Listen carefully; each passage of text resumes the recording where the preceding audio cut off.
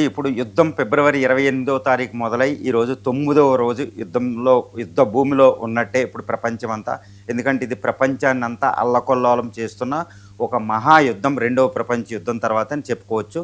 ఇప్పుడు 9వ రోజు, గత 24 గంటల్లో యుద్ధం ఏంటంటే ఒక పీకెస్ట్ స్టేజ్కి, అంటే ఇప్పుడు ఇరాన్ చెప్తుంది మా తోటి గల్ఫ్ కంట్రీస్ మీద, ఇస్లాం కంట్రీస్ మీద మేము అటాక్ చెయ్యము అంటే వాళ్ళ నుంచి అటాక్ వచ్చేంతవరకు, అంటే వాళ్ళ దేశాల్లో ఉన్న అమెరికా ఎయిర్ బేస్ల నుంచి అటాక్ వచ్చినా మేము అటాక్ చేస్తాం, ఆయా దేశాల నుంచి వచ్చినా అటాక్ చేస్తాం.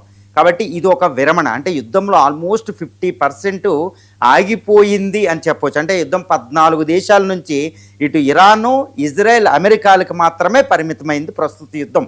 కానీ ఈ 9వ రోజు గత 24 గంటల్లో చూస్తే పీకెస్ట్ స్టేజ్కి యుద్ధం వెళ్ళిపోయింది. అంటే యుద్ధం ఏదో 14 దేశాల మీద అటాకులు తగ్గినాయి, ఒక దుబాయ్ మీద మాత్రమే జరిగింది యుద్ధం. ఇలా ఇరాన్ ప్రకటించినప్పటికీ, ఏది పెజెష్కియన్ ఇరానియన్ అధ్యక్షుడు గల్ఫ్ కంట్రీస్ మీద అటాక్ చేయమని చెప్పినా దుబాయ్ ఇంటర్నేషనల్ ఎయిర్పోర్ట్ మీద అటాక్ చేసి దుబాయ్ ఇంటర్నేషనల్ ఎమిరేట్స్ ఫ్లైట్స్ అన్నీ ఆగిపోవడం జరిగింది నిన్న.